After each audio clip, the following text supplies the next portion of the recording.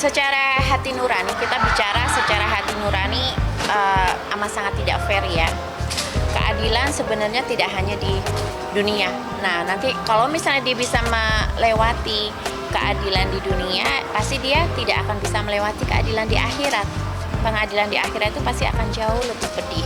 Kalau misalnya sekarang, ya kita kembali lagi mengambil hikmah. Jikalau memang Allah berkehendak di dunia dia bebas, dia harus bersyukur dan merefleksi diri menjadi pribadi yang jauh lebih baik gitu. Cuman kalau misalnya tidak bisa mengambil hikmah dan tidak bisa bersyukur, ya sangat disayangkan karena kan ini diberikan Allah SWT kesempatan sekali gitu. Nah, kalau misalnya bicara hati nurani, yang pasti tidak adil lah gitu, karena nyawa seseorang itu kan tidak bisa tergantikan oleh apapun. Yang meninggal tidak akan mungkin bisa kembali hidup lagi kan gitu. Bisa ya more or less ya, mungkin kan siapapun keluarganya pasti akan berusaha sedemikian rupa untuk membebaskan anaknya. Cuman kalau Nyai tidak mau mengomentari tentang keluarga atau siapapun, Nyai hanya akan berbicara tentang hati nurani gitu aja. Kalau misalnya tentang keluarga atau tentang nanti lobby-lobby hukum, itu kan kembali lagi ke manusianya. Cuman hati nurani ini tidak bisa tergantikan oleh siapapun. Kalau misalnya orang bisa mengcover alasan alibi bla bla bla bla dan akhirnya bebas, tapi kan setiap manusia mempunyai hati nurani. Mbak juga punya hati nurani. Adil nggak? Enggak kan? Ya sudah. Kayaknya sih kalau buat Nyai itu nominal yang sangat kecil ya. Karena nyawa itu nggak tergantikan, Mbak. Nyawa itu jauh lebih mahal dari 1M, 2M atau berapapun gitu. Cuman kalau misalnya yaitu semua kan udah tergariskan, apapun yang terjadi di dunia ini kan udah digariskan oleh Allah SWT. Kalau Allah menggariskan dia lolos dari pengadilan dunia, ya seharusnya bersyukur dan seharusnya menjadi pribadi yang lebih baik dengan merefleksi dengan segala sesuatu hal kebajikan gitu, apapun agamanya gitu. Karena diberikan kesempatan sekali gitu ya.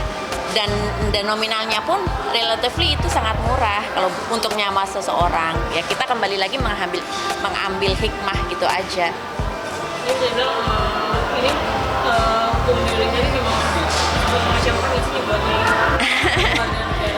Iya. Kalau Nyai menilai memang pengadilan di dunia tuh runcingnya ke bawah ya, nggak runcing ke atas. Maksudnya adalah contoh runcing ke bawah bagi orang, maaf mungkin yang kurang beruntung, kayak mencuri ayam pun dihukumnya bisa luar biasa, ya kan? Tapi ini nyawa seseorang kok nggak jadi dihukum gitu, karena mungkin lobby dengan pihak keluarga atau gimana ya. Cuman ya itu runcingnya runcing ke bawah. Seharusnya kan siapapun nggak pandang bulu, mau itu dari background keluarga yang the have atau no have, pengadilan seharusnya adil, seadil-adilnya. Saya Nyai Rovitria mengucapkan ikut berbelasungkawa kepada pihak keluarga korban. Nyai doakan semoga arwah beliau tenang di sisinya, diampuni segala dosa-dosanya, diberikan ketenangan di surga, amin ya rabbal alamin. Dan bagi keluarga yang ditinggalkan, semoga diberikan kekuatan, ketabahan Allah SWT, dan yakin dan percaya Allah akan memberikan segala sesuatu hal, keadilan. Jika tidak ada di keadilan di dunia, pasti Allah akan memberikan keadilan di akhirat. Banyak berdoa, banyak bersabar, dan ikhlaskan. Ketika kita ikhlas, insya Allah Allah akan memberikan ganti segala sesuatu hal musibah, termasuk kehilangan saudara yang kita cintai.